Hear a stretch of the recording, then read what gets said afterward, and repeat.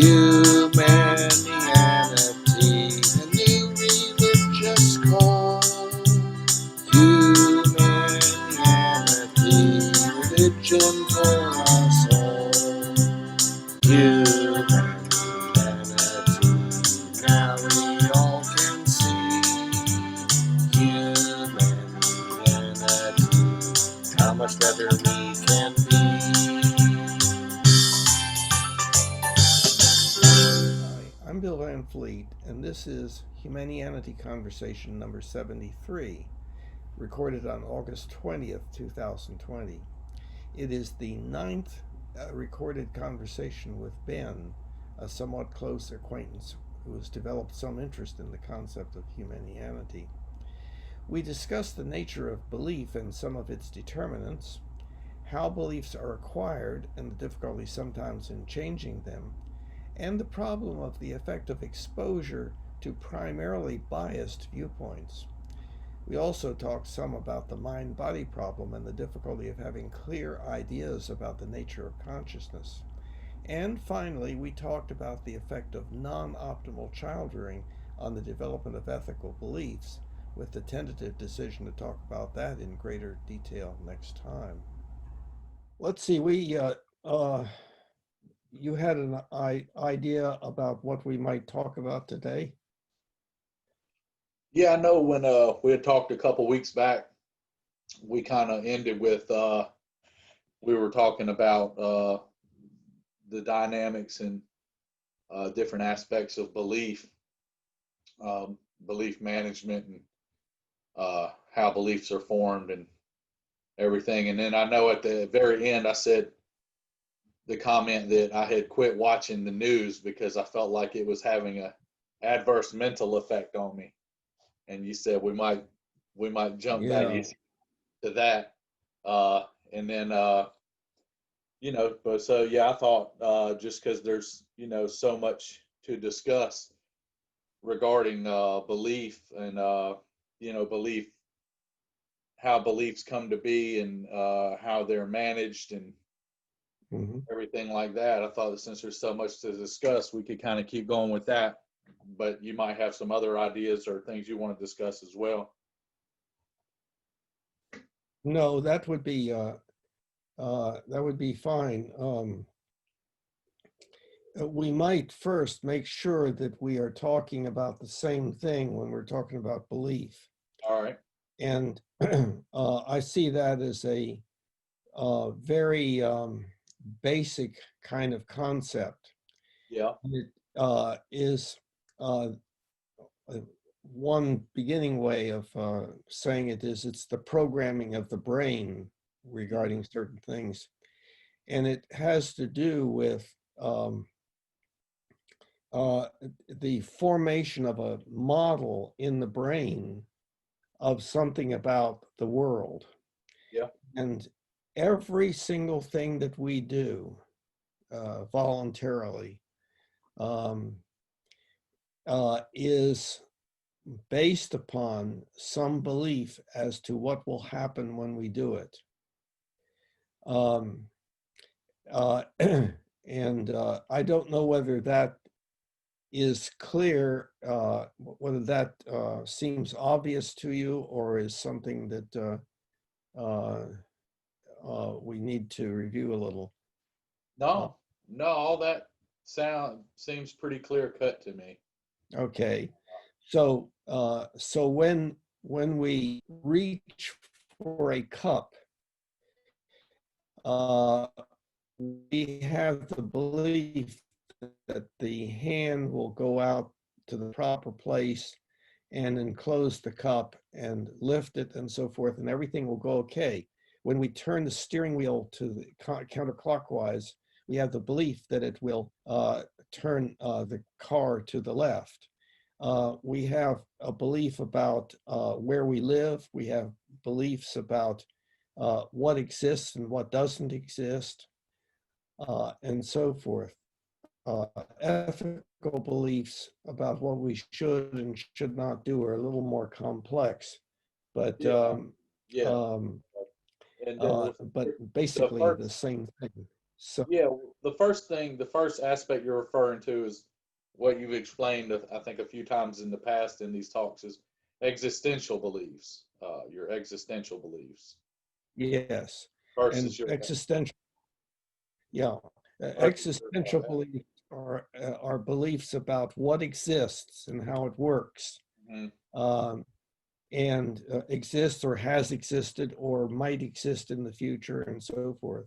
Um, and ethical beliefs are beliefs about what we should or should not do, or what somebody else should or should not do.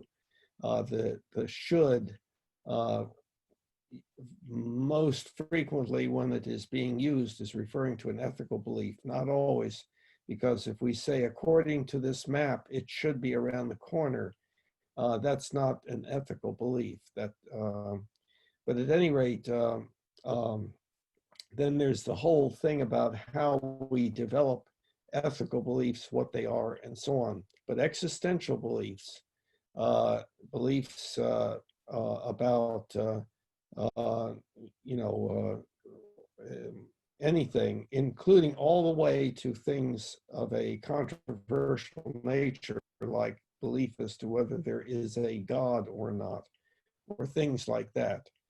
Uh, so um, That's a so good that's topic. what we're talking. Yeah. uh, well, I'm not sure that we would be able to make progress on that beyond what uh, has already occurred. I don't know about that. I have some Well, theories, but go ahead. okay. Okay, so we've talked then about belief, and by the way, this difference between existential and ethical beliefs is the difference between what philosophers talk about, the difference between is and ought. Hmm. So What, okay, well, uh, now the our primarily talking at this point about existential beliefs. How do we acquire them? Well, if every time we do something, something happens, we begin to say, well, that's the way the world is, or that's what will happen if I do this, that, or the other. Um, and uh, and so uh, uh, so and would you say is a lot more we acquire our existential beliefs in a lot more scientific like way than our ethical beliefs? You would think, because wouldn't our existential no, come from compiled experience and evidence, more or less? no. Uh, in the first place, uh, it is not just we who have beliefs. Chimpanzees and dogs have beliefs Yeah. also. Everything they do is based upon the model in their brain as to something about how the world, what exists and how it works, and so forth. Science is relatively new and has appeared only in one species, the human species. Yeah. And it's only been in the past few hundred years that we've really seen a significant development of science. Hmm. And most of the beliefs that you have, for instance, the belief that your chair is sturdy and will not collapse under you, was not uh, that belief was not obtained by some review of scientific studies. Well, no, I meant It more was like based. in a more practical way. Like I've sat in the chair previously, and I just looking at the construction and the type of chair it is. My belief is that it's a good 99+% chance it's going to adequately hold me up, support me. So that Right, but that it's would kind of not on be a science. yeah, it's kind of like on a basic level. I'm kind of applying like a scientific method or process on a basic level. I have a hypothesis that this chair should hold me up, and I'm gonna experiment yet again by sitting in it. But if the hypothesis, like if it was a like I got an old chair, outdoor chair out back that's sat out in the sun for years, and it's pretty flimsy. And I'm pretty sure if I sit on it, it's going to break or the back of it's going to crack, and I'm going to fall over. So same exact thing. My hypothesis is if I sit down in that chair, I'm going to crumble. If I sit in this one, most likely I'm going to be okay. So I'm speaking Well, way of thinking. okay, there are two things. One is most of the time you do not verbalize or are consciously aware of your beliefs, like your belief that the kind of experience you'd have by reaching over and picking the cup of whatever it is and drinking it. There's no thinking about that in words. And it's just kind of like an automatic process. Now, the second thing is what science is the development of procedures to increase the accuracy of one's beliefs about certain kinds of things. And so the science involves the use of logic first of all. In other words, that if two propositions are contradictory to each other, then one has to be wrong at least, or something like that. But then especially the rules of evidence, and that has to do with setting up experiments, experimental design, and statistical methods of analysis and so forth.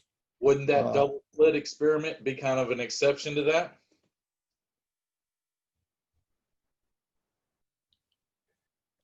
Yeah, we have poor connection, by the way. Say it again. I said, wouldn't that double slit experiment be kind of an exception to that idea? Where they shine the laser through it, and then it behaves differently when observed and when not observed. I know you know what I'm talking about.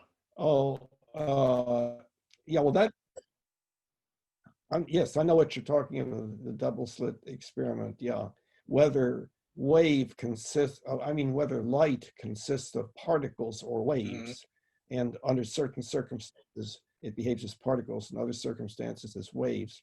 But that gets into an area that is very difficult to correctly understand without actually getting into the field and learning all kinds of things. But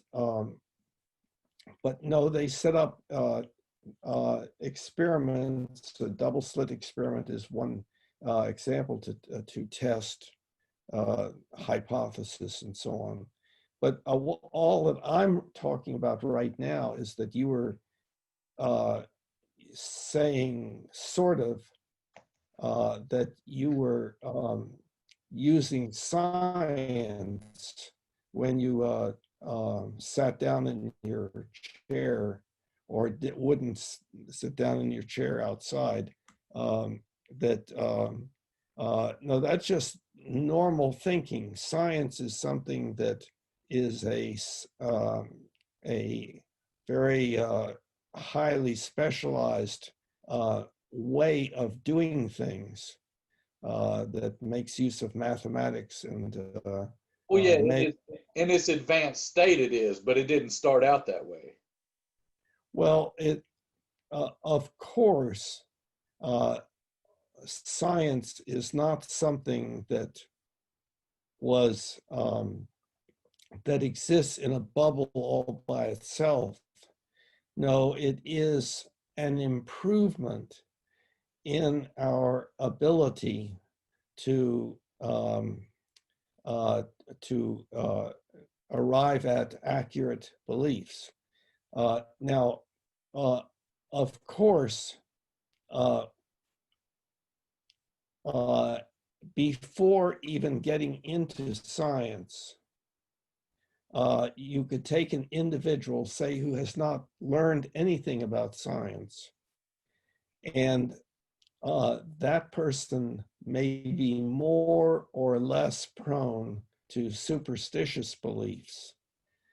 Superstitious beliefs would be like if two things occur at the same time, then one has caused the other. And so one can always anticipate that that's what will happen. And then of course, that can be incorrect because that information can get spread around and then create a cultural stigma or belief about that, like black cats and broken mirrors and things. Yeah, yes, that's right. So then there's what you're referring to is how we acquire some of our beliefs from other people. But they're also, what we've been talking about is how from your experience or from experience one can derive increasingly accurate beliefs. But our beliefs are also determined by other things, by what people would say would be emotional factors. So it's the best example perhaps is there are certain things that one is supposed to believe and one had better do so, otherwise the consequences will be grave perhaps. Well, I think you kind of make a pretty hard turn into psychology at that point. Well, you could say all of what I've been talking about has been psychology. Well, yeah, it can all be related to it, but like, yeah, when you get into then that's been used for thousands of years as a means of I think controlling people. Those beliefs that if you that's a very powerful thing, very powerful stigma. That if you don't do this or you don't go by so and so, it's going to be just like when you're a little kid and you have maybe a big, your dad is a big domineering disciplinary presence, and if you don't do what him and your mom say, or if you go do something you're not supposed to do, he's going to come at you with his belt, or maybe even just with his voice, that you'll have like a fear of that. It'll create a stigma in your mind. And then as we become adults, that same psychology basically continues. If you don't believe this or that or go by this or that, yes, lightning bolts and eternal flames and all that good stuff. But I mean, metaphorically, could there be some proof to that? Let's become I'm a little worried because the internet connection is unstable, and but I think we're still okay.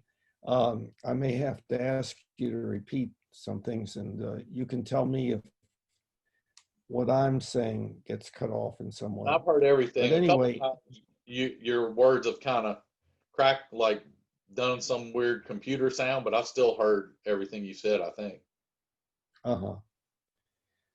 I've missed a few of your words. Anyway, what you were just talking about is ethical beliefs. You were talking about how we as a species we individually come out into the world from the womb, and before long, through positive and negative reinforcement, we learn what we should and should not do. And so we learn that we should not hit our brother and so forth, and that we should keep a clean room. We should do our homework, et cetera, et cetera. But also we should believe certain things and not believe other things. That's what you were referring to, and that is a part of our We ought, right? We yeah, should. We ought. ought and should. Yes. Right. Remember, is and Right. ought, that's ethical. Should is ethical, Mm-hmm. usually. Mm-hmm. So the word ought usually is it refers to ethics, but it might not. Like according to the map, it ought to be right around the corner. That's not an ethical. So then, yeah, you would surmise from the context in which the word was used its definition in that circumstance. Yeah. Yes, that's right. Yeah. Yeah. Okay. So what we're getting into, see, we as a species are like chimpanzees and bonobos and other social animals. We have a tribalistic tendency. And what that means is that we tend to exist in groups. And within those groups, there are certain things that are accepted and certain things that are not. And that can vary from group to group. And for us humans, since we developed our language capability and thus are able to put our beliefs into words, that is external behavior that can be observed. And we see that it is not unusual for one's group to require as loyalty to the group belief about certain things. And sometimes the groups are small, sometimes the groups are large.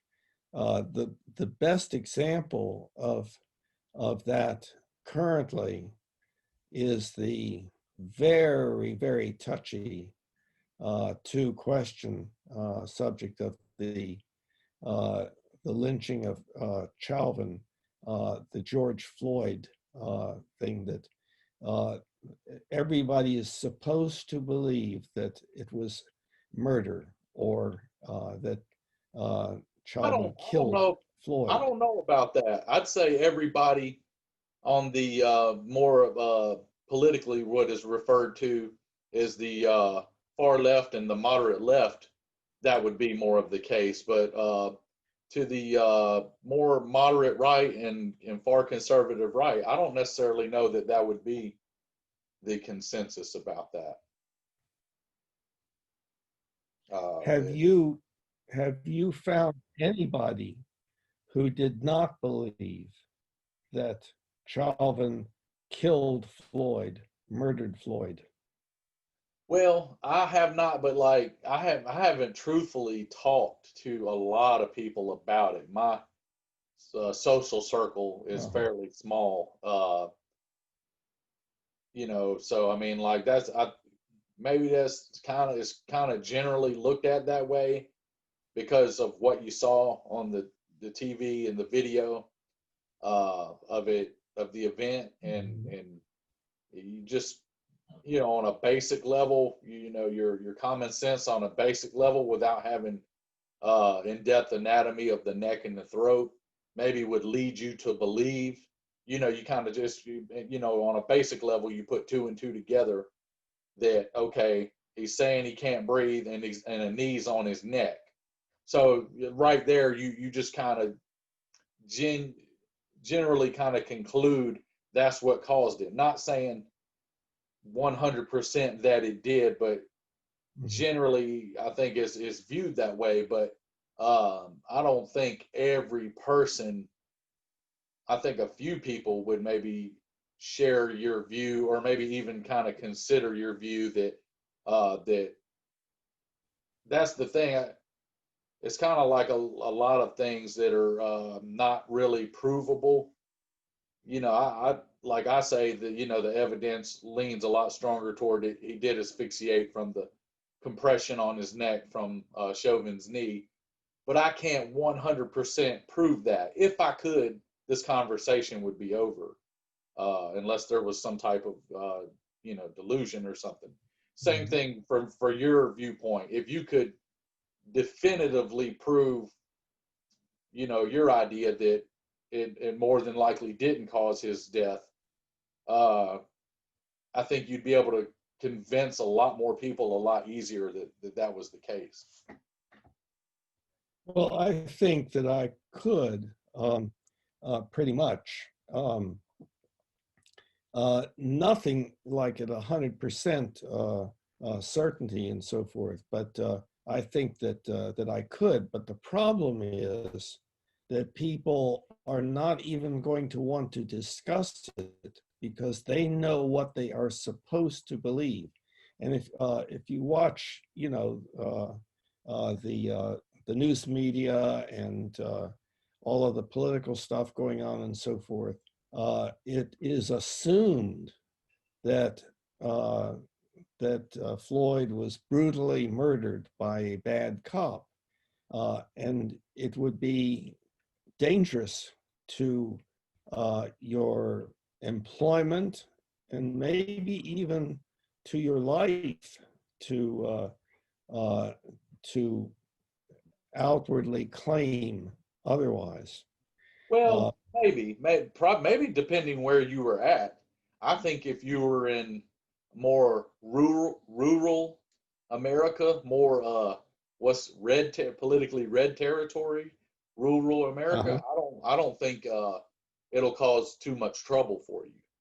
I think if you're in a more what might be called liberal urban area, then yeah, you could.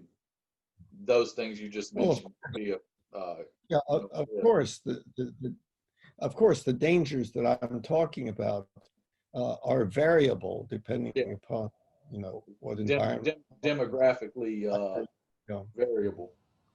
But at any rate, so what we're talking about is other determinants of belief than just the programming that occurs by virtue of experience regarding the issue itself. But so then you have, like in your some of your religions, what you are supposed to believe. And in under certain circumstances, even today, you can be beheaded. Your life would be in danger to not believe what you're supposed to believe. So, or to like confess that you didn't believe, because a lot of people, to this point, no one can read our minds yet. A computer or a person can't read our minds, so people have all kinds of thoughts and beliefs that they don't share. But as far as what you publicly profess. Right. Yes, I agree. So there's the issue of honesty and so forth, or clarity, or the sharing of what one actually does believe, as opposed to, for instance, not saying anything at all, so that people will make the assumption that you believe what they require you to believe or expect you to believe, and so on. So then the consequence, like you said, the consequence is to one degree or another somewhat severe, whether, like you said, it just being social or even mortal. So then what's the number one control mechanism of humans, of people, of humanity? Fear. Fear is a fantastic control mechanism. Yeah, what you're talking, when people talk about control, they're talking again about ethics, and the naturally occurring ethics for us humans, which is authoritarian ethics. And that authoritarian ethics is the ethics of obedience, doing what X wants you to do, X being whoever or whatever is most powerful. And that can be your parent, it can be your leader, it can be your culture that you're embedded in. But the group surrounding you. there It would can be be there a would be some deity. value in that, wouldn't there? Well, there is value in that.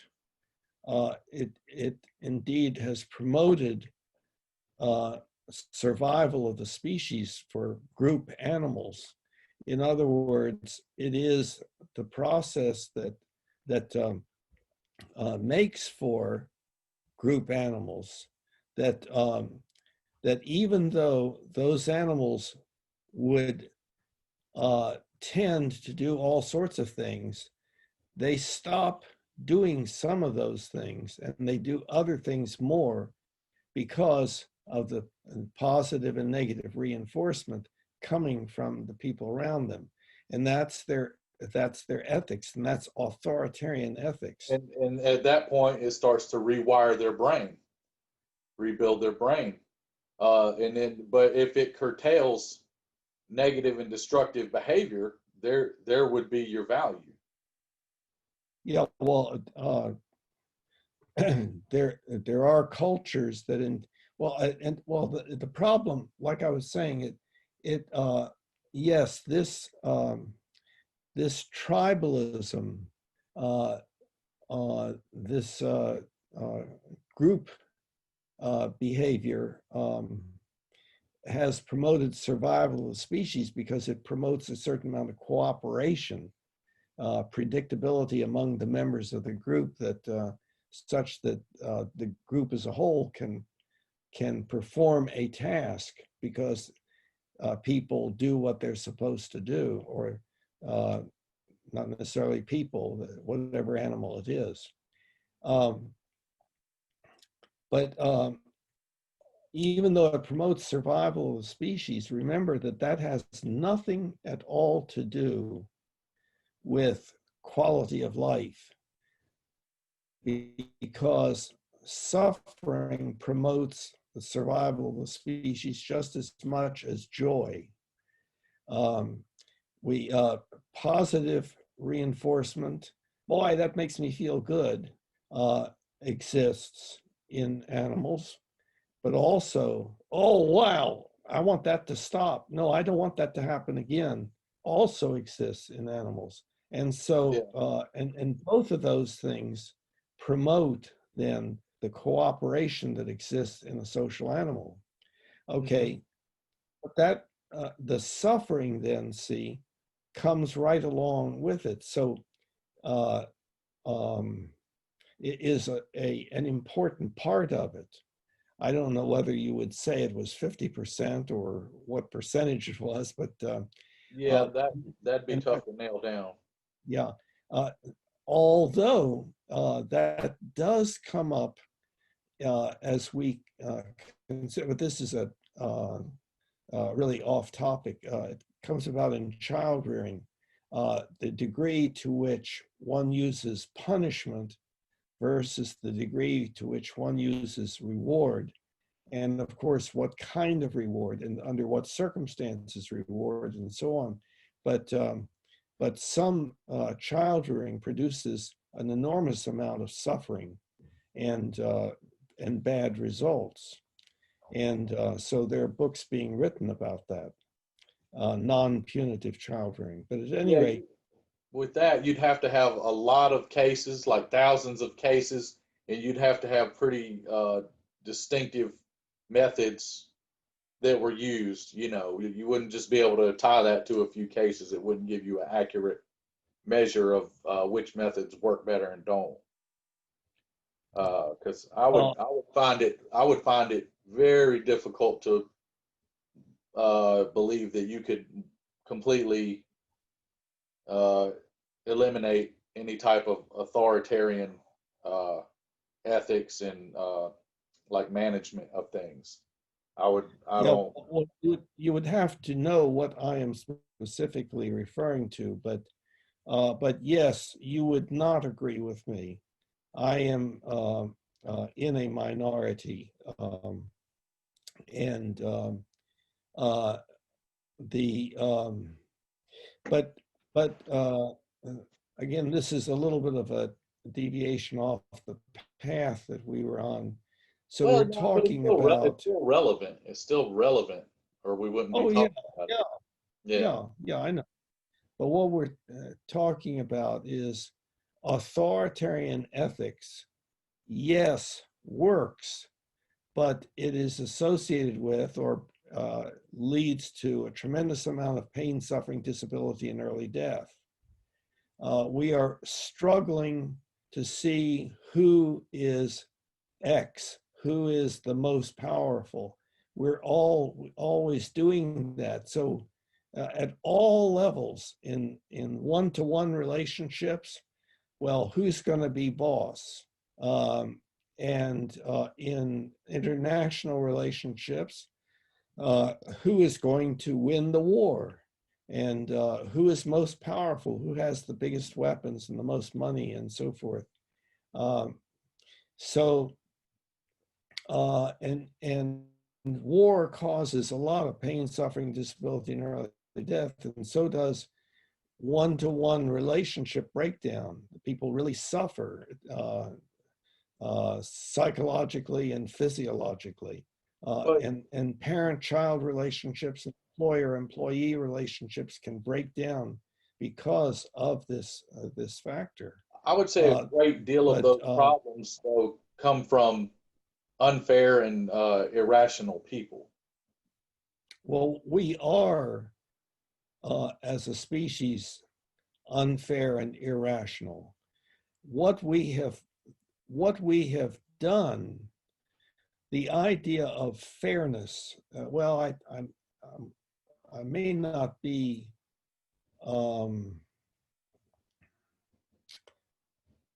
The the idea. See, the thing is, what I would maintain is that we humans, because of our language and our ability to communicate with each other and empathize with each other and cooperate so well by virtue of the use of our language, we are coming up with an alternative kind of ethics that is not authoritarian. And it is, and that new development of ethics is what I refer to with the title Humanianity. Um, and But at any rate, it is rational ethics. In other words, it's got to be consistent with the rules of logic and rules of evidence, but also worked out by whatever group of people we're talking about, by the group. Will that work on a mass So it scale, is. though? Will that work? Like I use this expression a lot. You can only reason with a creature that is capable and or willing to be reasonable, to reason. So is your rational ethics going to work? Uh, Well, absolutely on a grand scale. see, yeah, well, see, what I'm talking about is that we, the human species, has a long way to go. We are just emerging from the animal world in this particular way, as far as our ethics is concerned. Yeah, We've really emerged history. Yeah. from we've we've really emerged we've really emerged from all the others with our language and with our science and technology, but we're still chimpanzees ethically to a great extent, but not completely. We are developing the social contract where the group works out uh, the ways of living together, uh, essentially the practical applications of ethical principles and so forth. Um, the, the procedures are worked out uh, as a group, by the group, for everybody in the group. Now, I'm not saying that we have accomplished that and that now that's what we do instead of authoritarian ethics. No, we are primarily still authoritarian in our ethics. But But this I was is going to say it emerging sounded a and lot is like the definition of democracy. yes, yes, that's exactly right. Um, Now, democracy, as we think about it, may not be the end point. It is an improvement, movement away from authoritarian ethics, but it may, democracy as we're talking, as we think about it now, may not be optimal or ideal, but even if it were or is ideal, it is only imperfectly implemented by us humans. Still, we're primarily using authoritarian ethics and authoritarian social control by weapons and money and so on. So, but yeah, the United Nations is a good example where the the method is to sit around the conference table, so to speak, and listen to each other and try to work out something that is good for everybody. Uh, that is different than being under the thumb of the most powerful nation until it's overthrown. So yes, that's right. Democracy is a good example of what I'm referring to. But again, I'm not talking about how we now have accomplished this new kind of ethics as opposed to what chimpanzees use. No, we're still primarily doing things the way that chimpanzees do in our own human ways with our high-tech capabilities and so But yeah, on but and the linguistics. they live a lot more in harmony with their environment than we do. They don't destroy their environment. We we, well, we right, destroy our environment. right. That's because we humans, by virtue of our language and our science and technology, have become so powerful. We do amazingly wonderful things and terrible things and all in between. And the terrible things we are having to not just live with, but try to change, recognizing, hey, we've been going down a wrong road here. Well, that Climate and change. a lot of that ties back into the authoritarian ethics because a lot of those things would be much, much better if the wrong people didn't get to make decisions. If only in intelligent, rational, and moral people that were experts at the subject that they're or the thing that they're making the decision about made the decisions, things would be a lot better. But that's not the case. That's why the You mean world is what it is. if they were, you mean if they were able to exert authoritarian control? Not necessarily if everybody was willing to be reasonable about things. If everybody, like I said, if everybody had the capability and the willingness to be fair and rational, uh, they could hear some information and be like, yeah, that sounds good. That sounds like a good idea. It sounds fair for everybody. It sounds like it's going to be beneficial, at least until you figure out something better, like science has done. Like you said, science has done the last few hundred years. We keep figuring out something better and better and better and evolving to that.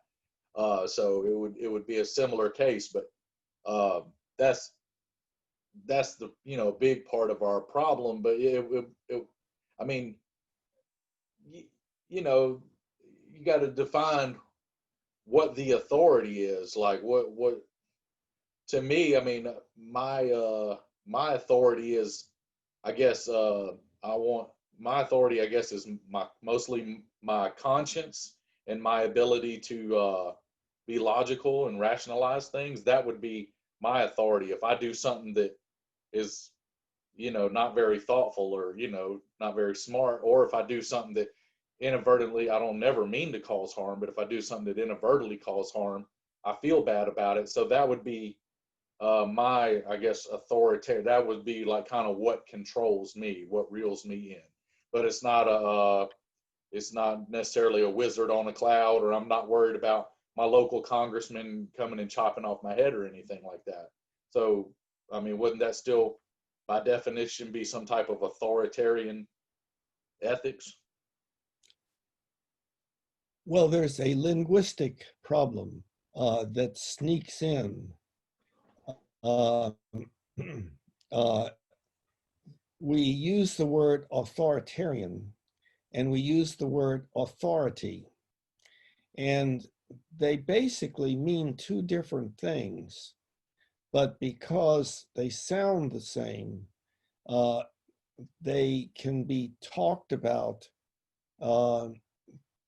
as if they're referring to the same thing. Yeah, they can be made synonymous. Yeah, right. Yeah. By authority, what we usually mean is the person who knows the most about whatever the issue is. With regard to climate change, so-and-so is an authority. But authoritarian refers to the ability to make people submit by virtue of whatever power is being used by the authoritarian entity, leader or small group or whatever it is. So one has to make a distinction between those things. What you were referring to in part, I think, had a little bit to do with your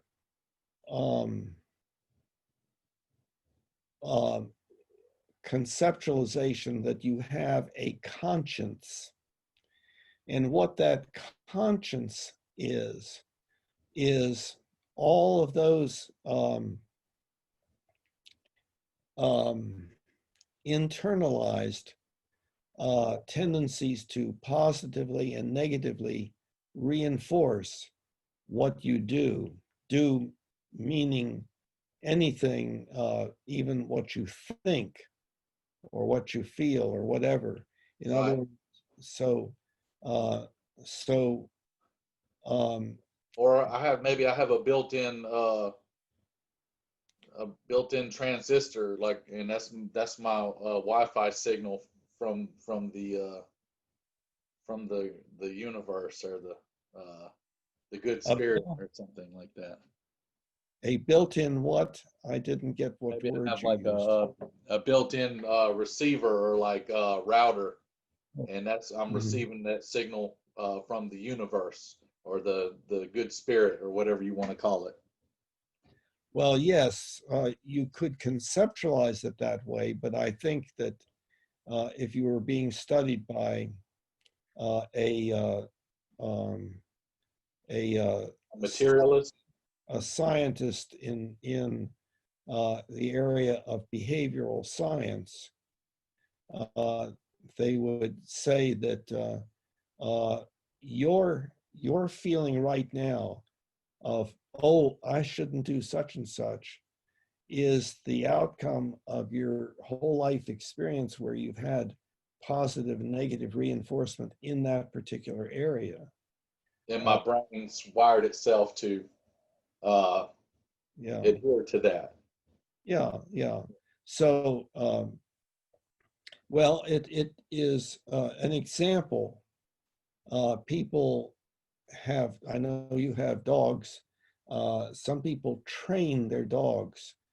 And so the dog learns to heel and learns when the quote master says such and such, it knows what to do and it is obedient. So Not mine so much, but yeah, in general. right. Its brain is wired that way, and generally by virtue of positive and negative reinforcement. And probably what works better is positive reinforcement rather than negative. But dogs also respond to scolding, and I don't necessarily know that that's the case with myself personally, though. Maybe with a human being in general, what you're saying would be pretty fairly accurate.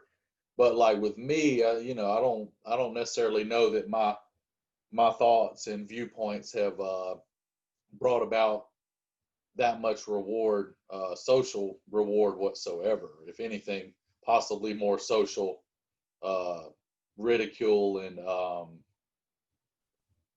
disengagement more than rewards. okay. Yes, I My understand. my desire to seek the truth and what's overall best probably in my brain supersedes that need or desire for the social reward.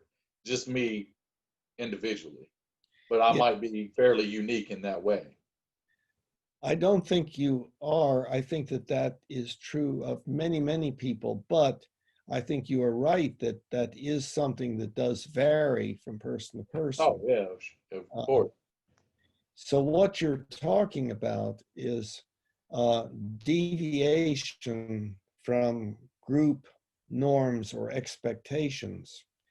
And um, the uh, one question, of course, would be, well, why is that deviation occurring? And I think that although this may not be a complete answer, uh, to a great extent, it's that we live in multiple cultures. We live in our family culture, in our work culture, in our social culture. We also live in the culture that bombards us through our internet and social media and news media and so forth. Yeah, and that's why And that's why I said I don't do very much of that stuff. Very little, actually. Yeah. well, that's interesting because there would be the question. I think that there is a lot of value in it if, I still read the news every day, but it's selective. I'm right, not. I'm not. There's a difference between when you go in somewhere and you say, "I want a grilled chicken breast and a salad," uh, and uh, and you or you're held down and people just grind up a bunch of old garbage out of the dumpster and just force it in your mouth and make you swallow it. And that's kind of how I see it. Like when you turn on the news, you're at their mercy. You're going to hear what they want you to hear and what their agenda is. When you can read the news through the seemingly most unbiased sources you can find via the internet or publication or whatever. There's probably no such thing as a truly unbiased source, but then you at least have control of the content, you know? yes, I agree with that. And that's kind of what I was about to say, I believe, Yeah. uh, that, that there are uh, sources through the media um, where you can hear alternative viewpoints and viewpoints that are not generally approved of and so forth. Of course, the problem is, as you well know, there is no easy way to decide where to put more trust. Um, Partly, you um, can see whether what the person is saying, quote, makes sense. But the problem is that something that actually is correct may not make sense to oneself because one has been programmed to believe differently and so on. but so there, at any rate, there is this whole problem of what information to trust and how to program your brain. But at least the social media uh, they contain it all. It is a question of finding what's going to be the most helpful to If uh, if to you watch, the conservative medium or the liberal medium, uh, watch either one and just say you haven't seen any media yet, and then you just mhm. watch that one. You can completely see how you can get sucked in Yes, mentally and psychologically to their way of thinking. yes, Like you say, as a human, you're hardwired to uh, kind of want to agree with the group and be a part of the group and revered in the group, and especially if everybody around you is encouraging you to follow that, and then when you do follow that, everybody pats you on the back and says good job and all. So and that's happening constantly on both sides. hmm So then your only defense against that is to be as objective as possible and become skilled at critical thinking. And but yeah, yeah, but what? How? What does that consist of? I mean, it is easy to label oneself as, well, I'm objective and I engage in critical thinking and so on. But the question is, what does that consist of? And I think I was going to mention, by the way, see, when you're let's say you're listening to a conservative or a liberal presentation, some over and over, you're listening to a program of that sort. Um, each time a person says something, um, uh, there's a tendency for you to uh, believe that, well, that may be so. And it's the repetition over and over again that increases the feeling of uh, confidence in such belief. So that's why, for instance, it would be a good idea to expose oneself to both conservative and liberal media and see what they're saying. Now, there's an even better way. Um, in fact, one can. There's kind of a basic question or a basic fork in the road, I would say. Um, two people or two groups, but let's say two people, have a difference of opinion. And one fork in the road is toward distancing oneself from the individual, de empathizing with that individual, even developing anger, and ultimately even going to war or murder or whatever. And then the other fork is uh, the two people sharing and comparing their ideas with a goal of coming to agreement. In other words, finding out why they have a difference of opinion. Why does that occur? Where does it occur? At there exactly could be a what point? there could be a major issue with that though. If all parties are not willing to be fair and rational, you probably will come to an impasse in that situation. See, what you're saying the same thing that I'm saying. Hmm.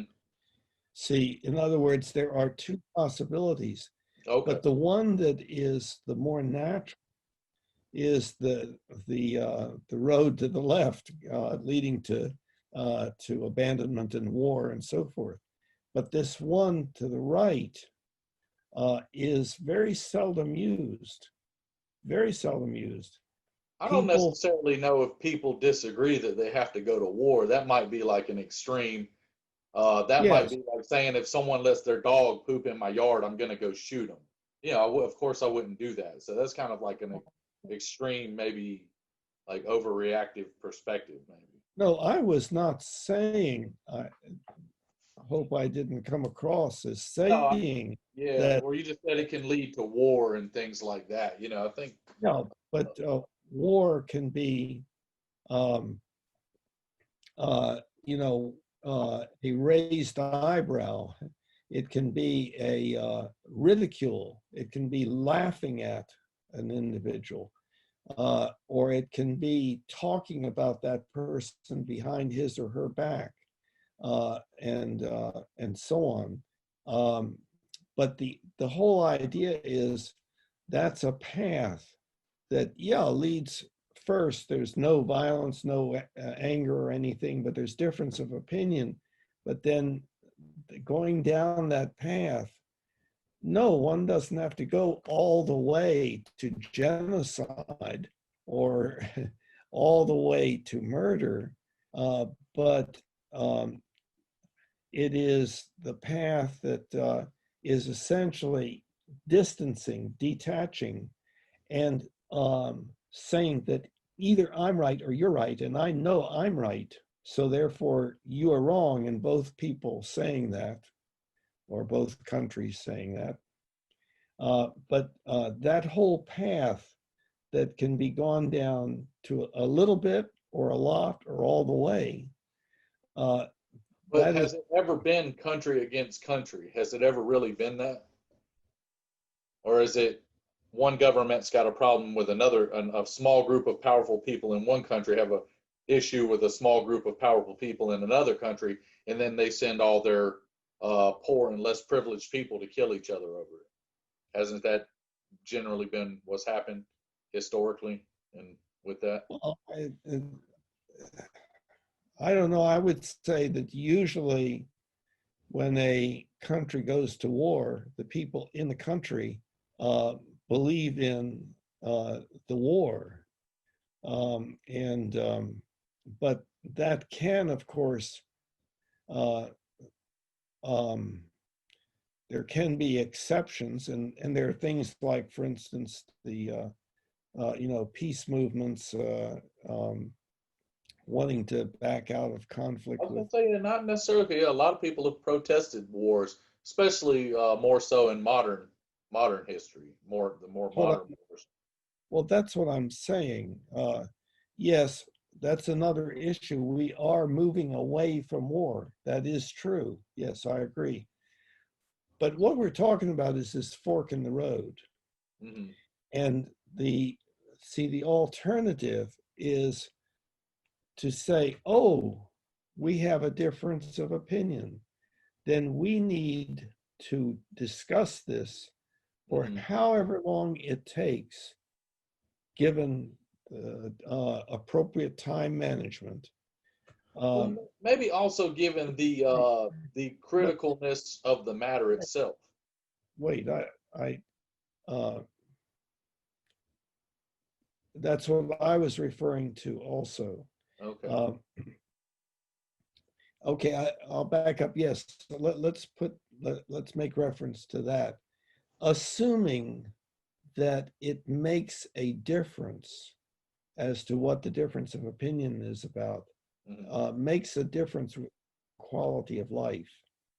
Yeah. Um, uh, then um, then the idea would be to discuss that with the goal of coming to agreement by finding out exactly where the disagreements are, what they consist of, and reviewing evidence or whatever one might do to, and often what it has to do with is to understand how the words are being used, because a lot of difference of opinion is based upon slightly different use of words, uh, using words with slightly different meanings. And so the people uh, think that they disagree because their sentences disagree, but in actuality, they don't disagree. It's just that their sentences are using words that are given different meanings by the two people or the two groups or whatever. But So at any rate, like a communication breakdown, like a linguistic breakdown. yes, that's right. Yeah, but people can, well, communication breakdown more often refers to that people find that they have difference of opinions, so therefore something less than optimal occurs. They say, well, we just aren't good for each other, or we, if you believe that, then I can't have much to do with you, and That would depend a or lot too on the type of relationship you have with somebody, whether those things would maybe be a major factor or not. Like you could, yeah, I've got good friends that I still have difference of opinion with, but we're still friends just the same because they're good people and we still do have enough things in yeah, you common. broke down, broke up, you broke up a little bit there. Say it again, please. I was saying, depend on the type of relationship, Yes.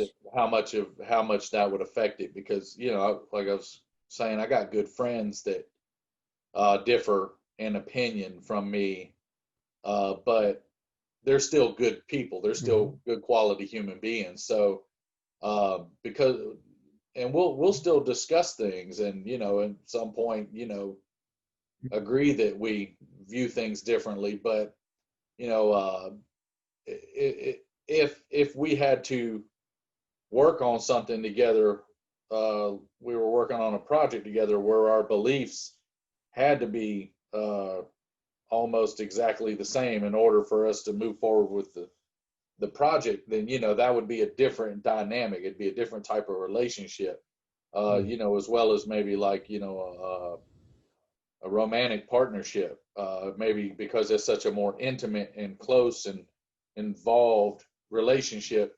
It's probably imperative that those two people do see things a lot more alike, just because of how intimate and involved the relationship is. Hmm. So it varies from the type of relation, or like a coworker or a neighbor. Like I got neighbors that I know think very differently from me, but we're still friendly to each other. And because we're not around each other a lot, we're just friendly in passing. It doesn't really affect anything, you see. Whereas Yeah. like someone a So, lot closer to me, it might be more of an issue. yeah. So keeping one's distance from those who believe differently is something also that happens. You're talking about situations where the distance is due to other things. It's not due to the difference in opinion.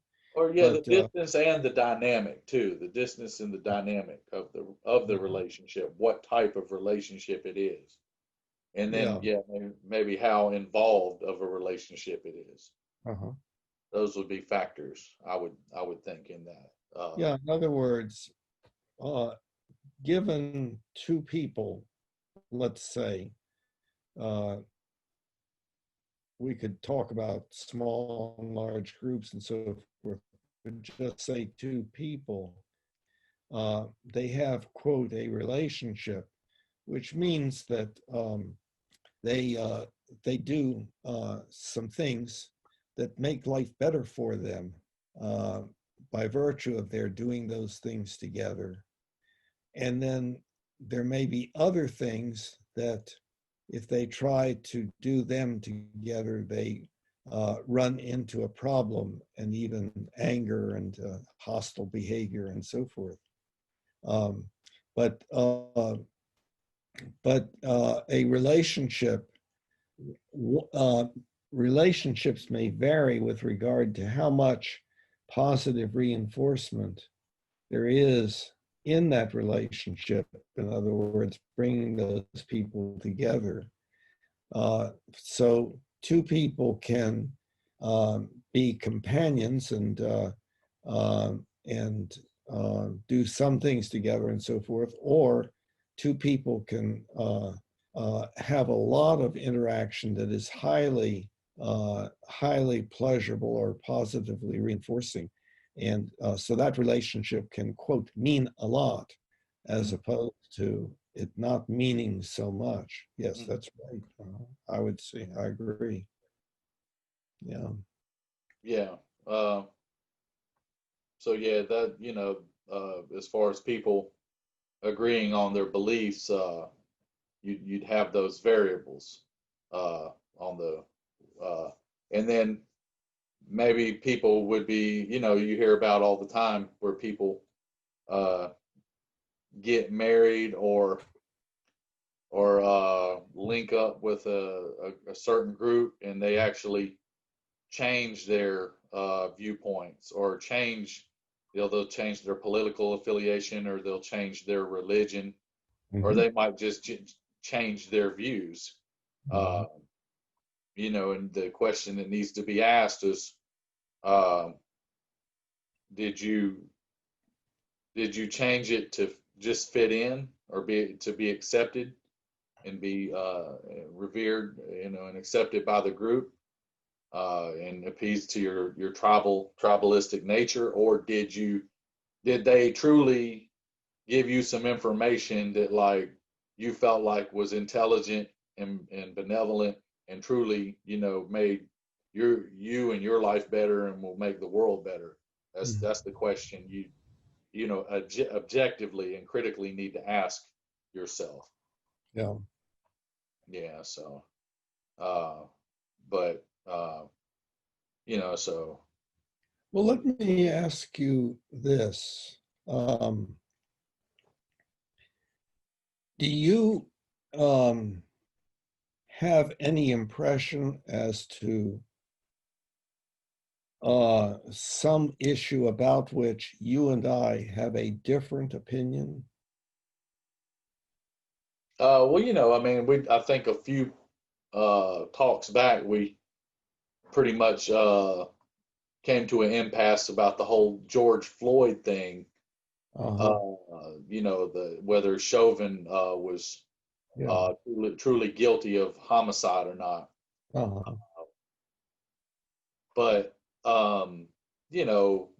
like I said, that was one of those cases where I'm not on the prosecution team, and you're not on the defense team, so it's really just a conversation. It's really just a debate. But once we're done with the conversation, the world doesn't really change much. That we have different perspectives of it, different thoughts about it. So you lean one way and I lean the other way as far as guilt and innocence goes on that. But like I said, if either of us had absolute proof, then the debate would cease. If we were both being fair, willing to be fair and rational, that is. But other than that, I think maybe I think maybe you lean toward the side of maybe like atheism and materialism, whereas maybe I'm not I don't really believe I don't believe in wizards on clouds, or I don't believe in any mystical or mythological things, but I do believe I guess in I guess what you'd call a higher power, or like a force of goodness and benevolence and justice that kind of exists in the universe. I contend that exists, but even if it didn't, my belief in the ideology of that is so strong and embedded that it would almost be a distinction without a difference. You know what I'm saying? I think so. Yeah. Yeah, that is a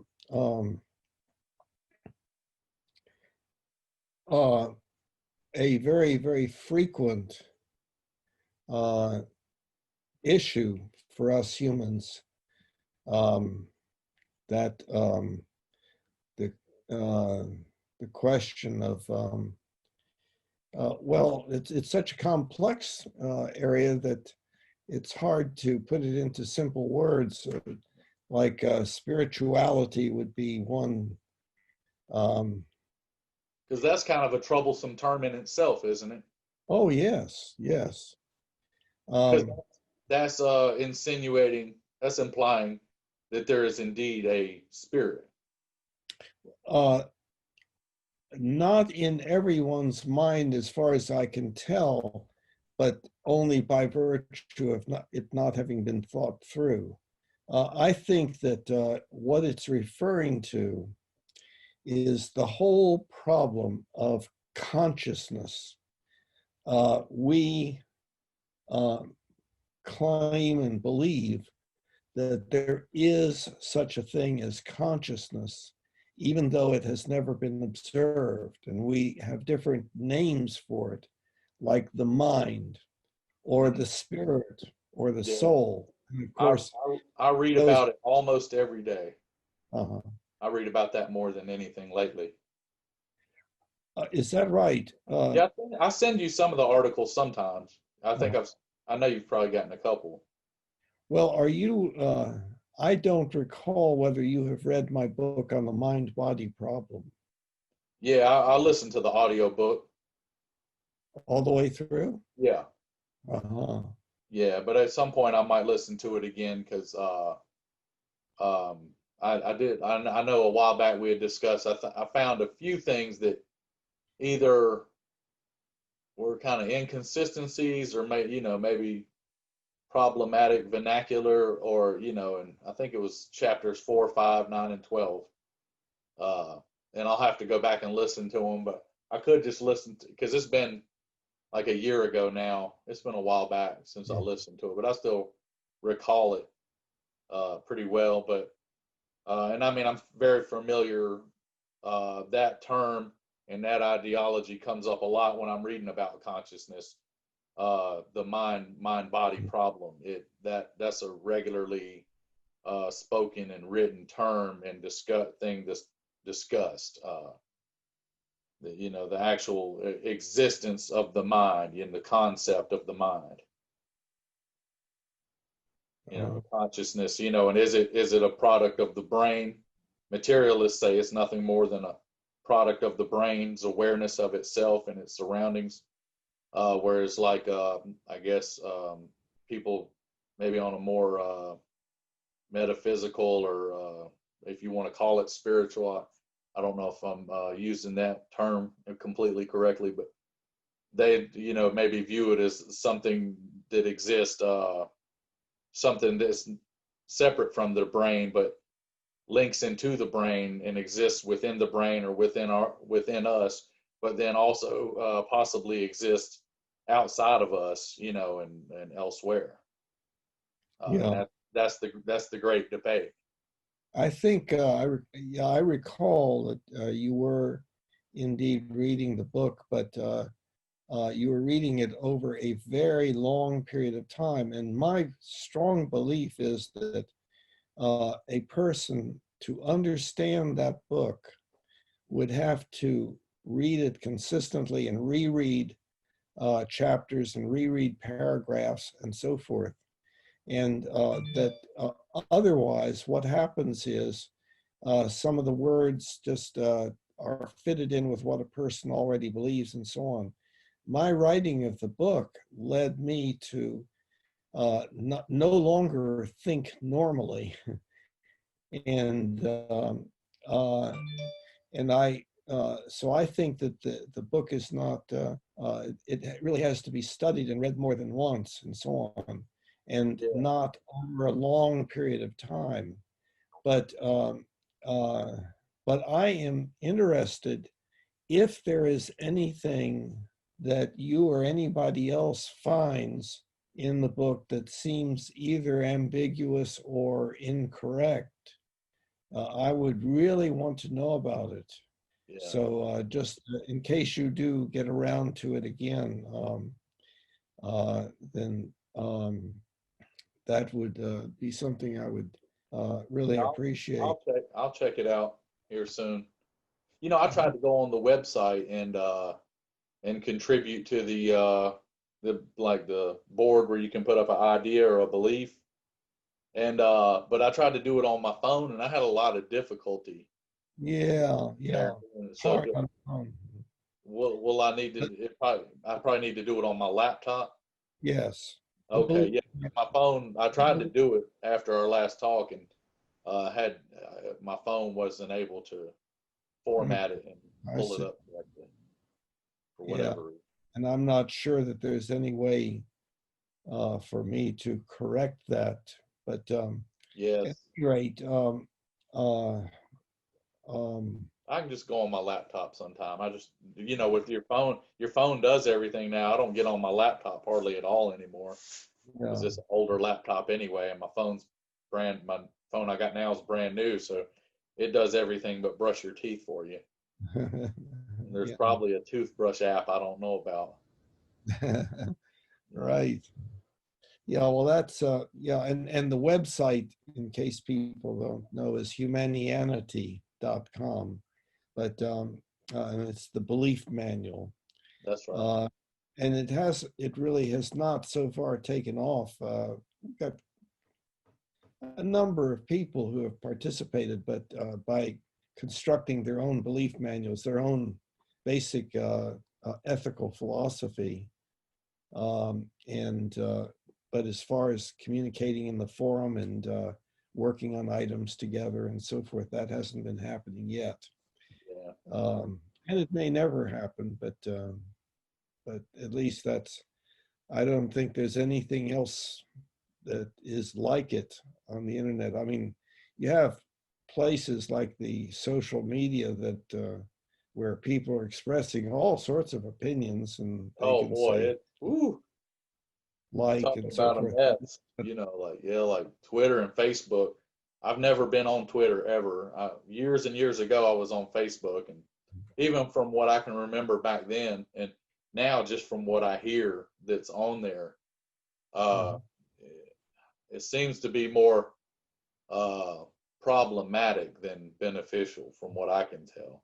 Yeah, I'm sure it does help a lot of people stay in touch and communicate, and maybe people that are using it for more just those purposes, it's a great thing to stay in touch with old friends and distant family members, and share photos and videos, and just to, especially in this time where we can't be around each other, friends can still communicate and interact. So in those ways, it's probably really good tools, really good things to have. But as far as some of the stuff that I hear that goes on there is just crazy. Some of the uh, it's the First Amendment gets pretty heavily abused, I think. Uh, because people can just say any hateful or ignorant thing, is completely thoughtless. And unfortunately, if it's a person that going in back into the authoritarian ethic perspective, if it's a person that's uh, powerful enough, influential enough, they can say something very hateful and ignorant, and then that will be regarded as somehow good or true, and perpetuated as such. And yeah, that's and unfortunate. again, what you're talking about is like the fork in the road. Hmm. Um, the off to the left, headed toward genocide and murder, Well, is yeah, let's hope not. Yeah. anger, anger and hostile behavior, and of course, uh, hostile behavior on the social media is uh, shaming behavior primarily, Oh uh, yeah, ridicule and stuff like that. yeah. Uh, but the belief manual is more going down the right path rather than the left, and it is working together to work out a basic ethical philosophy ultimately for our species. Um, but again, right now we are just a toddler compared to what we may become in the future if we don't kill ourselves off first. Yeah, that'd be that'd be a good way of putting it. What we could possibly become if we don't Yeah. exterminate ourselves. But I have a very simple but profound ideology that I try to apply to myself and apply to my life and my behaviors. Two main components of kind of perspective and behavior is common sense and common decency. Like if I just apply common sense to everything I do and apply common decency to everything I do and all my human interactions and worldly interactions and things, that works out pretty darn good. And that's a slight oversimplification. You'd have to maybe delve into each of those things as to exactly what they mean. Well, I would assume that common decency is another way of saying not being hostile. Oh, definitely, definitely. Why would anyone ever be hostile other than in defending themselves? Well, we have a tendency to be hostile toward those who believe differently than Well, we do. yeah, yeah, unfortunately we do, but I would consider that more of that lower half of the human behavioral spectrum.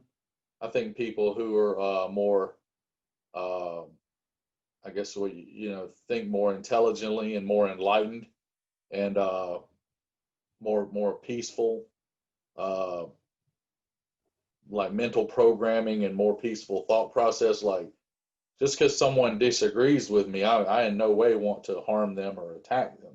Mhm. That doesn't make sense to me. I would rather do this, or if like we said, if it's not a critical matter, maybe at some points, it is better to just agree to disagree. But then, if we have to figure out how to save the world, then yeah, we're going to need to agree. Uh, Mm. for example, not all of us agree that climate change is real. Yeah. That's a big problem. Mm-hmm. We need to we are I think we're like well over 99% sure it's real. How much of it's us thawing out from the last ice age versus the additional greenhouse gases we emit into the atmosphere and how much that's accelerated it. Earth scientist, a climate scientist would need to give you those details, but we're sure it's real. But you have a rather shockingly large group of people that either deny it or maybe on some level acknowledge it but just don't care. But that would be like a thing where at least the people in power that run government and global governments and industry will hopefully sooner than later collectively agree it's a problem, it's an issue, let's put measures in place to fix it. And Mm-hmm. some of that's going on, but it doesn't look like enough. I think we're kind of teetering towards a tipping point within the next decade or two, from what I understand from reading about it. Yeah. But that's Well, one example of it. so common decency is refraining from going down the left path, anger and distancing and That would be part of it. That would be part of it, or just like anything, like if you see something bad happening and you can prevent it without bringing too much harm to yourself, then it's like as a commonly decent person, you should try to help whoever or whatever out you can. And or if you see maybe you can apply some type of effort to make something good happen that kind of needs to happen without harming yourself too much or setting yourself back too much time wise or financially or whatever where it's harmful, then you should try to do that too. And that's, I guess, more of a slight elaboration on what common decency would be toward your fellow man, toward your world. So then the other one that you mentioned was common sense. Now that I think is harder to define. Common sense usually means what I believe. And Does yeah, that's man, you just it's common sense that such and such, meaning I believe it strongly, so uh, it's common sense. it's common sense that, if I'm holding a dumbbell above my foot and I let it go, it's gonna drop on my foot and probably hurt pretty badly. It's common sense, you know. Well, that's an It's like example. it's basically applied logic. Yeah, I know, but people um, use that for beliefs about most anything. Um, it's common sense that we shouldn't go to war. It's common sense that Yeah, but then then that'd be oversimplification. You couldn't just say that. Like you could say if like there's no good reason for us to go to war mhm. other than for rich people that own companies that make supplies for the military will get a lot richer, which we've seen that happen in recent history. You can just do the research and find out all that for yourself. You don't have to dig very deep. Uh, but if maybe in World War II when Japan attacked Hawaii and Hitler and his regime were ravaging Europe, maybe at that point it was common sense to have to go to war, to avert a lot of bad things had already happened, but a lot more even worse things were probably gonna happen if we didn't intervene. um, we still have not really defined common sense. But I think the phrase itself, And the common it, sense and the common decency could also tie in together quite a bit, I think. well, I think that common sense, um, the phrase having the word common in it is correct to some extent. Common sense is what most people believe. Now, not entirely, because we know um, uh, that what most people believe can change over time. And so, therefore, what would be called common sense at one time might not be called common sense at another. But it's generally referring to whether there is agreement or not. Well, Common, that you said the word usually, believe. You said the word believe. So then in that you uh, have to ask, what is common sense leading them to believe? And as is it an existential or a ethical belief? uh, um, people say, well, it's just common sense, meaning you ought to believe it. Um, But is that, or could common sense also I mean, maybe you just gave like one definition. Maybe there's a possible second definition to it in that if you have a healthy, normally functioning brain, uh, that with reasonable intelligence, that you can apply that, especially if you're, fully formed adult, your prefrontal cortex has finished developing, which that's where, most of your reasoning comes from, I think. Uh, and you're in your mid 20s or past that, and then you can apply that to just any given existential, especially existential situation. It's common sense that I shouldn't pull out in front of oncoming traffic. It's common sense that I should stop at the red light. Uh, it's or and then like I said, that's where common sense and common decency kind of intertwine. I'm driving. Uh, here's a lady in a van. She's got a minivan full of kids. She needs to get over in my lane. You know, it's common sense and common decency. She needs to get over because she needs to get into turn lane. She's probably got a van full of screaming kids. She needs to get home and get them situated and do her thing.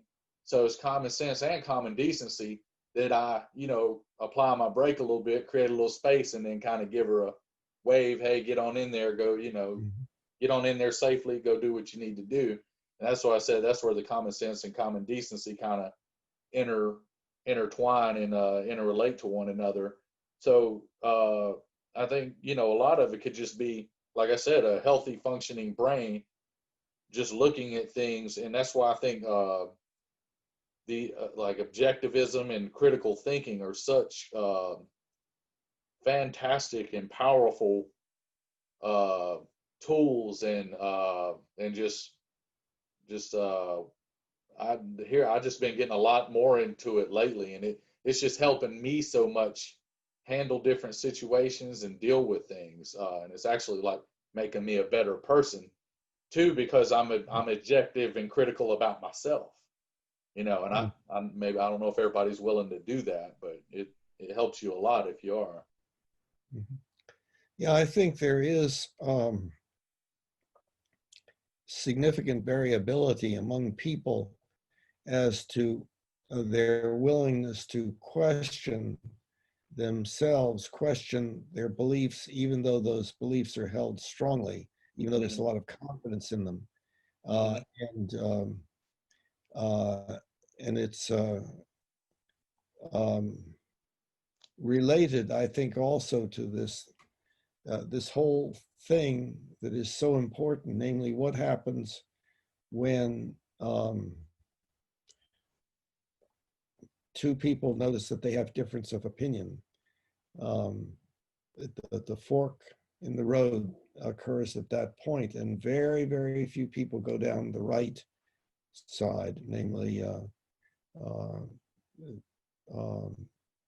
continuous discussion with the effort to find ultimate agreement, but always being able to question even after achieving agreement, always being able to re-question, as opposed to going down the left, going down a little way like, well, further discussion, I think, will be non-profitable, so let's just talk about something else. Or a little bit further down, you believe that? Huh. Well, okay, so we have difference of opinion. Or a little bit further down the road, God, you believe that? You're stupid. And further down the road, hey, you believe that? I don't know about you. And it gets worse and worse. You're all the way ostracized and then beaten, or jailed or executed. Yeah, I mean, yeah, that happens. It's happened. If you're familiar with your medieval history, the Crusades, when the Muslims and the Christians would have wars, over which one's mythology was true and not, Yeah. One says this one set of mystical things happen, and the other one says this other set of mystical things happen. So it's like I'm saying, well, Bill, the Lizard King, told me so and so, and you say no. The talking walnut told you so and so, and then we battle about it, and so many people, I think, just don't realize how crazy that is. And what makes me really sad is that if everybody thought and behaved the right way, not saying we'd have to agree on every little detail, but if everybody just, I guess what you're talking about, if everybody did go to the right and we did that in an optimal and effective and efficient way, we would live in a utopic world. It would be, I mean, it's still a beautiful world and there's a lot of good things in it. That utopic world,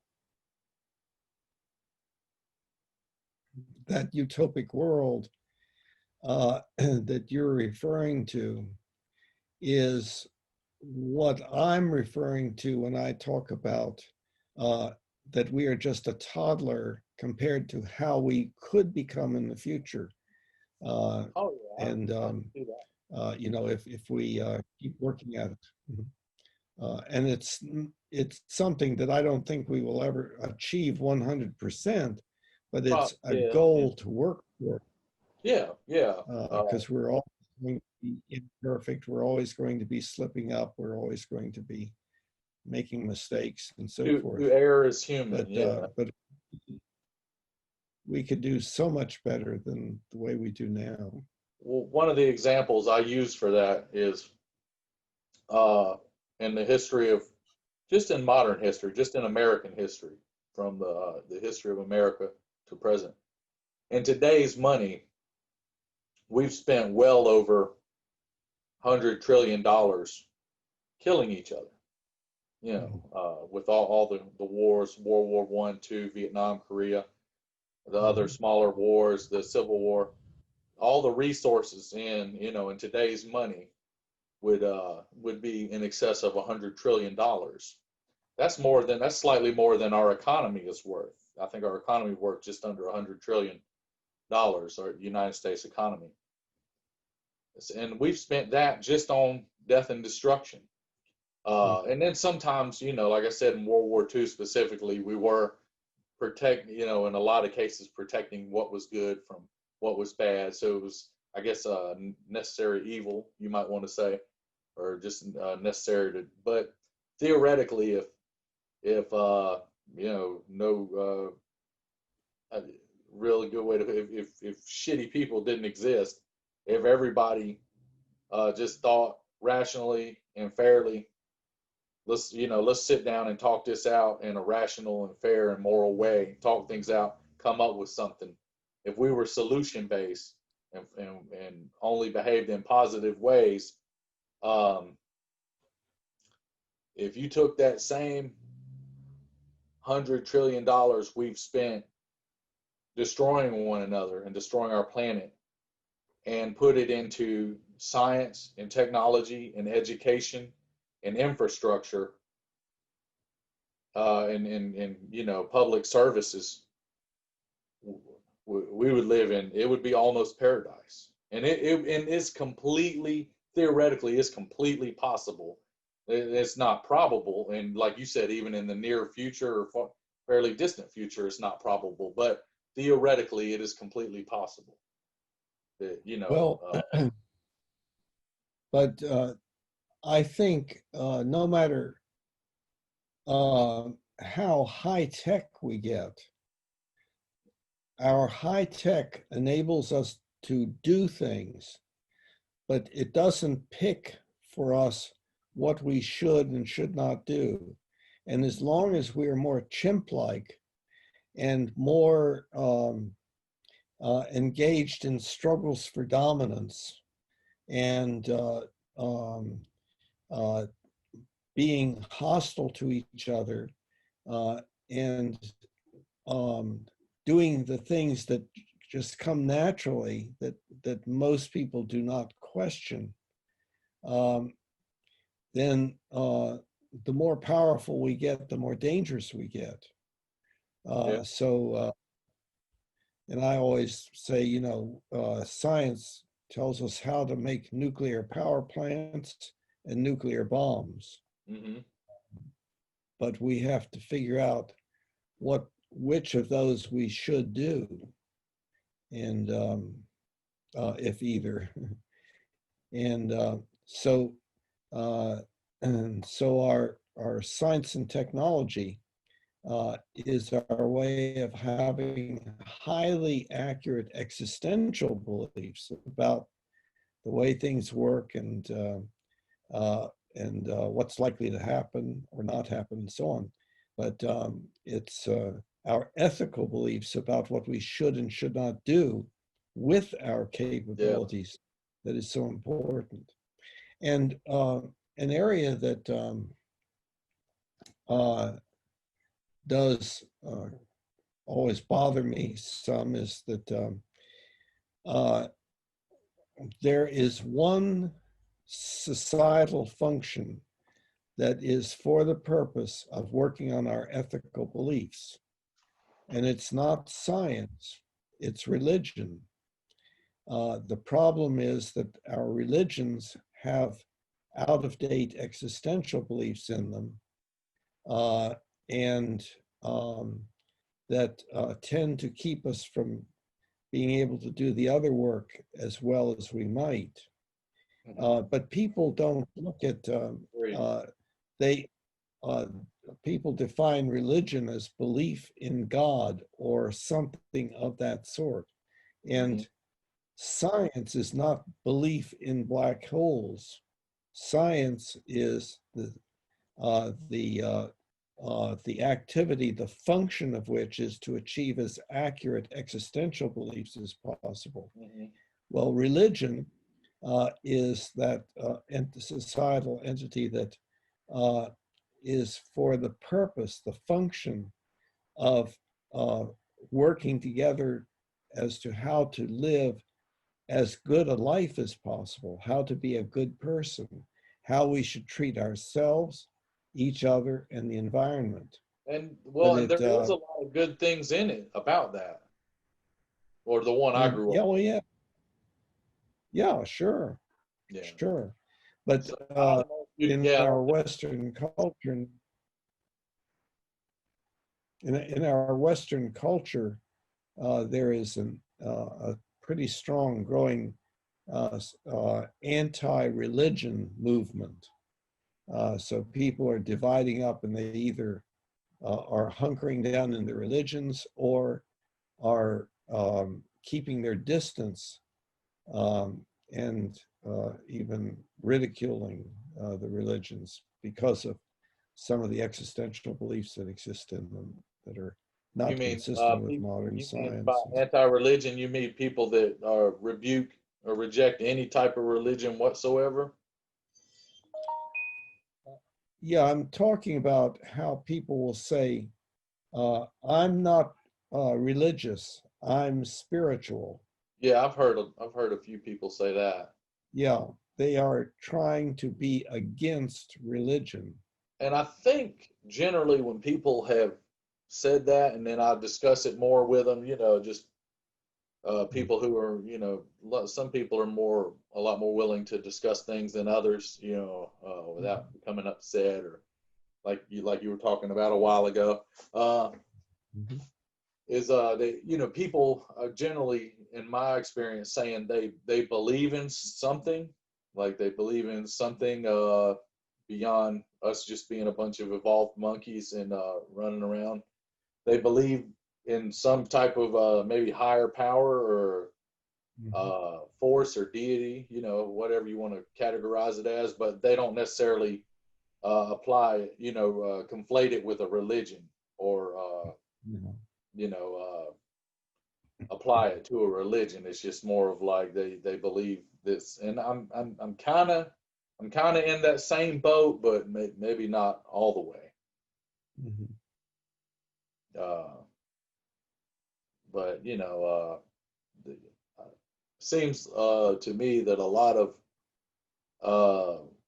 I've noticed a lot, just being a little bit of a rogue psychologist, that a lot of the heavily religious people and a lot of the atheists, they're kind of like, and they're very similar. The psychology and the behavior is eerily similar to that of the liberals and the conservatives. If you'll observe and take attention, the behavior and the psychology is very similar. That they're very conformed to their skewed perspective and belief, and not really willing to consider the other sides whatsoever, no matter how rational or good anything sounds. They're not willing to consider. Their minds are, probably over 99% closed, but they're a lot more. They don't realize that they're a lot more alike than they think they are. That's what I find amusing and should be kind of upsetting to them. I think they both seem to have a psycho-emotional agenda, that they are definitively right. There's no need to discuss or debate, or when the truth is, like, either side really can't prove much of anything. That's their dilemma, you know. And then me, I'm right here in the middle saying, well, these are the things I can prove, or at least have theoretical or speculative evidence for, and then some things I just will admit I'm not quite sure about that. But you know, I still am interested in it or whatever. But I'm willing to admit when I'm not completely sure, or I can't present evidence for something. Mm-hmm. But I do have some, I guess, what you call speculative or theoretical evidence that maybe there's something more than just uh, us being a bunch of evolved monkeys running around. Like how compelled people are to do good. I was really blown away the other day when I heard a story of a bunch of nurses, like older, like people who are, probably in their 60s, maybe 70s, a bunch of retired nurses. When the COVID epidemic hit, a bunch of nurses came out of retirement because the hospitals were in such dire need of help for the patients. A bunch of nurses, thousands, I think, came out of retirement and went into these hospitals, knowing good and well that they're at risk and might die, especially if they're up there in years, more advanced age, and some of them might have some health issues. But that a human being can be that good makes me, like I said, I can't call that definitive or conclusive evidence, but I think that is theoretical or speculative evidence that something beyond just us being human has compels people like that to do good. I'm amazed and fascinated and a decent bit humbled at people like that. Like, I don't know if I'm that good of a person. Like, I really don't. Like, I'm okay. I'm solid. In 99% of situations, I try to do the right thing, and be a solid person, good person. But like I said, I'm that people, and and that's just one of many, many examples of people being completely selfless and even possibly mortally sacrificial for the greater good, for humanity, for the world. And like I said, to me, that there's enough there for me to say, okay, there's something more to that. There's something to that. Yeah, and it is interesting because I'm in agreement with you about that people do those things, and I'm in agreement in my appreciation for those things. But that does not lead me to the same conclusion that it leads you to. Well, what would yours be? Well, again, I think we humans are programmed by our whole life experience to be certain kinds of people. And that experience can be such as to produce a Hitler, or it can be such as to produce a Gandhi, or a whoever you'd want to put in, or a Jesus-like person, or something like that. Don't you have to take into account too people that maybe are afflicted with sociopathy and psychopathy?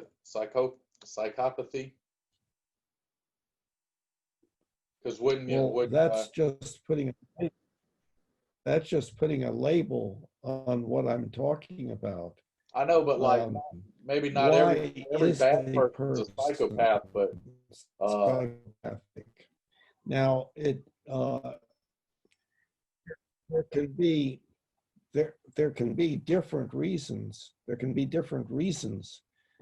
Some, for instance, genetic, and some environmental.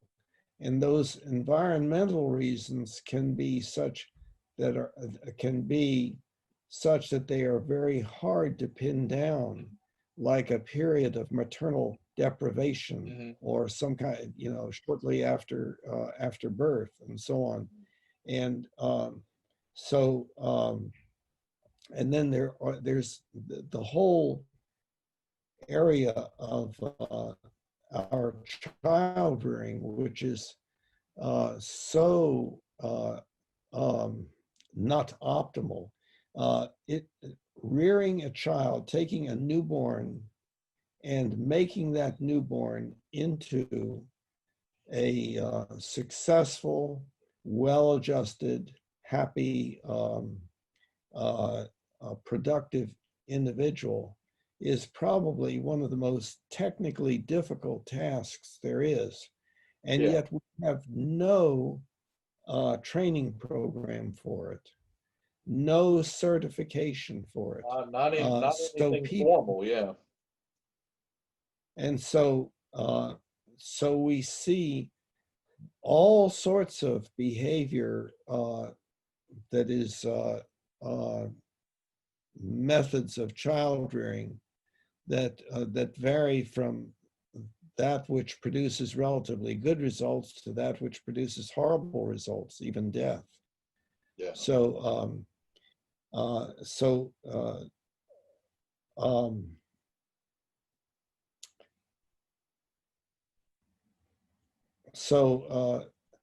the fact that there are some individuals who really stand out as being very, quote, good, using the values that I have acquired by virtue of the programming that I have been submerged in throughout my life, such that I now have a certain set of ethical beliefs and principles and so forth. Fact that there are some people that are very much like what I consider to be, quote, good, and others that are at the other end of the spectrum is nothing unusual. It's just what we would expect. One of the problems with regard to child rearing that makes it technically so difficult is that we, as chimp-like species, we just naturally believe not only in reward but in punishment. And if our offspring does something that annoys us, we give it a whack, either physically or psychologically. Mm-hmm. Hey, cut that out, or look at you, or whatever it might be. Some way of making the child feel bad, i.e. punishment. Mm-hmm. And a chimp baby is born into a natural environment, and there is not that much molding that needs to occur for that chimp to be molded into an individual within that chimp tribe.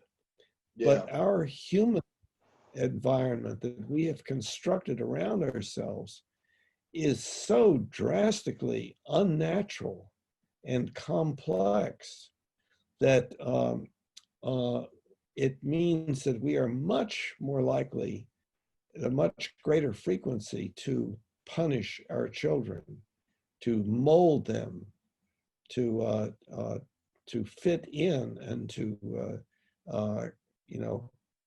ultimately become an adult. We've had to learn an awful lot about how to relate to other people in order to become an adult. Mm-hmm. Much more than a chimp does. Mm-hmm. So I think that's.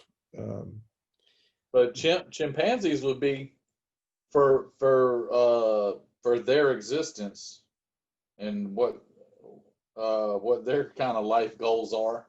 They would be highly successful at rearing their children. Like it fits into their modus operandi and their kind of tribal network perfectly. Yes. However, they don't have um, the um, the goals that we have, because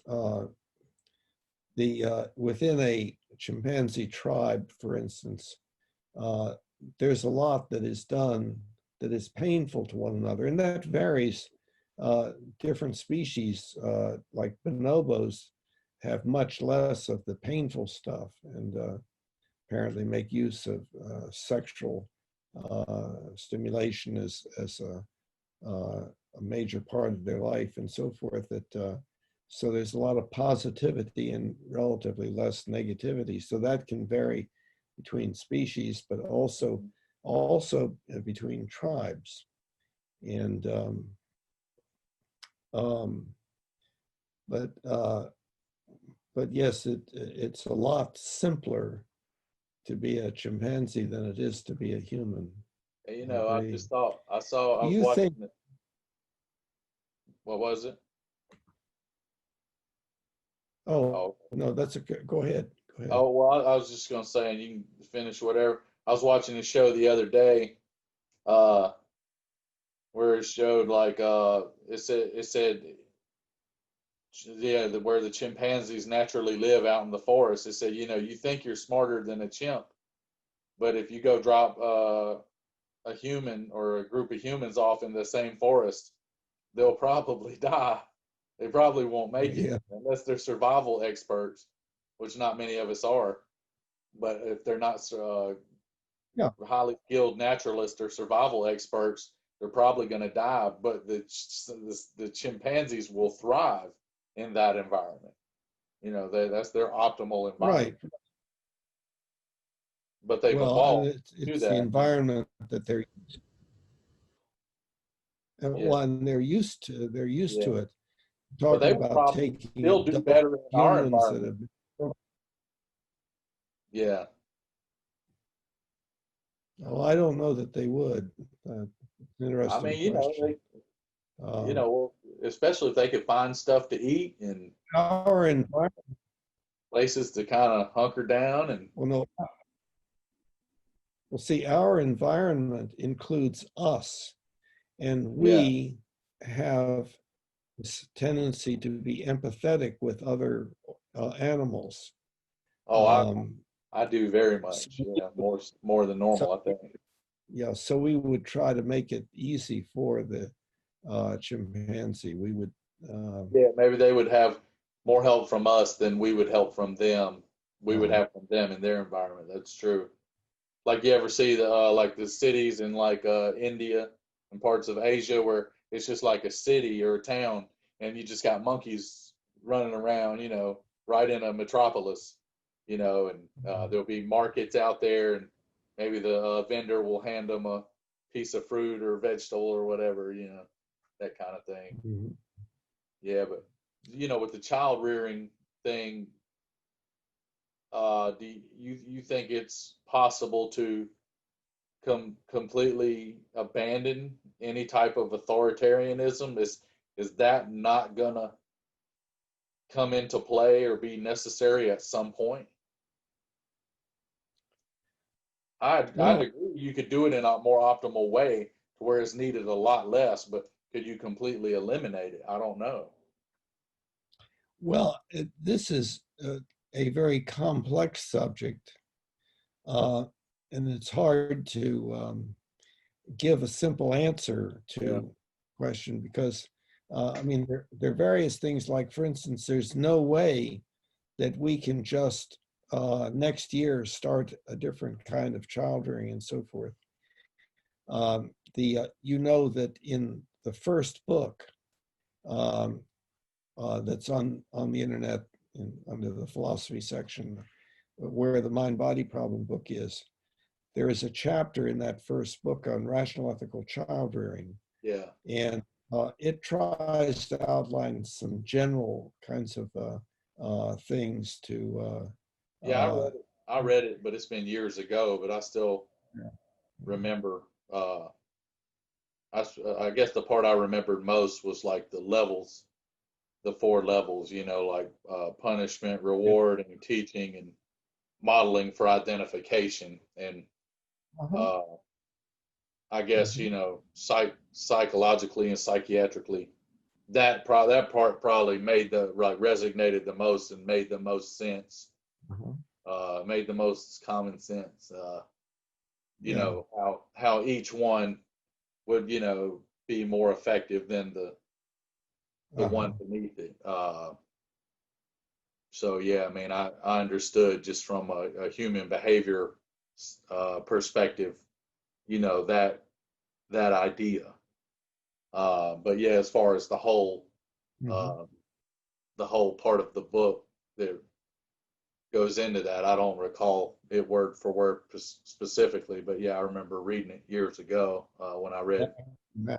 that first book for everyone. I Yeah. remember I read it uh, cover to cover. I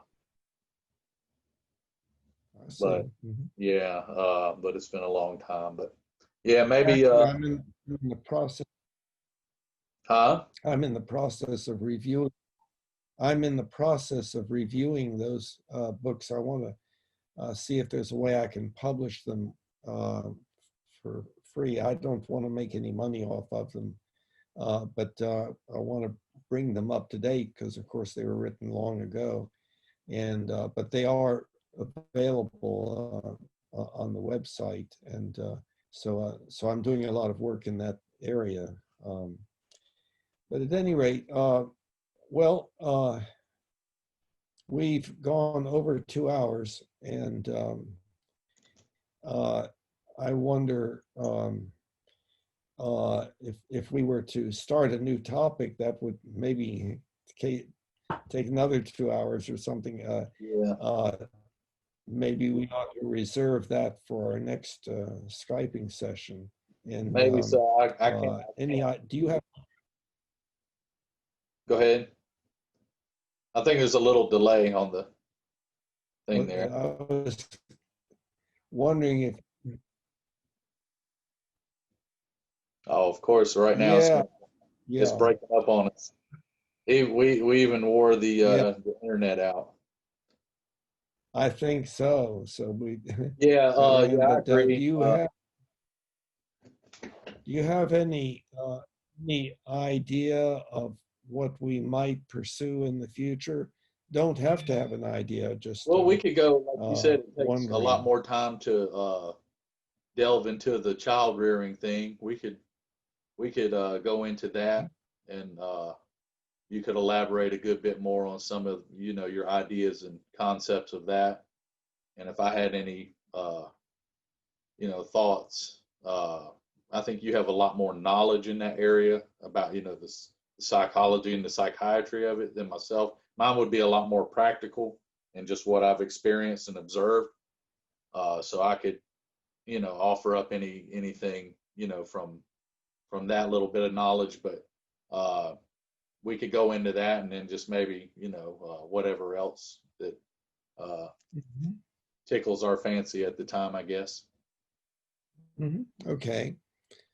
And if you wanted to do so, we could revisit the Floyd thing. But I know that that's very, very difficult to on. So, Oh, um, I don't but I don't mind discussing it all. If anything, I think we discussed it two or three talks back, but and maybe yeah, I have a decent kind of recollection of what we discussed. So if we discussed it, maybe we could discuss like different aspects of it versus like yeah, presumed guilt or innocence.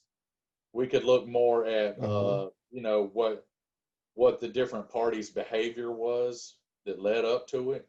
uh-huh, yeah, What maybe each party's psychology was going into during the interaction and their behavior and their hmm psychology, and then even uh, what the psychology of maybe society, national and global society yeah, and the media was as a result of it. yeah, right, Yeah, yeah, yeah, that would be good. yeah, but yeah, that's what I was gonna Okay. say.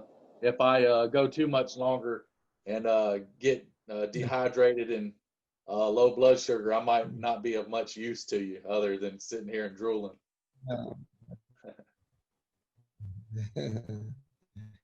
Okay, well, so we'll make contact and arrange for the next time, sometime in the near future here. Okay? Will Can do, you hear buddy. me? I can. Okay, looked like you froze and Yeah, we've been kind of battling with that the whole time. Hopefully, you can edit it to make it all, come through clear. well, Fingers that, crossed on that one. yeah. Okay, okay then. Good talking with you. You too, Doc. Stay Very safe good. and stay well. You too. Bye-bye. Bye-bye. Humanity, now we all can see. Humanity, how much better we can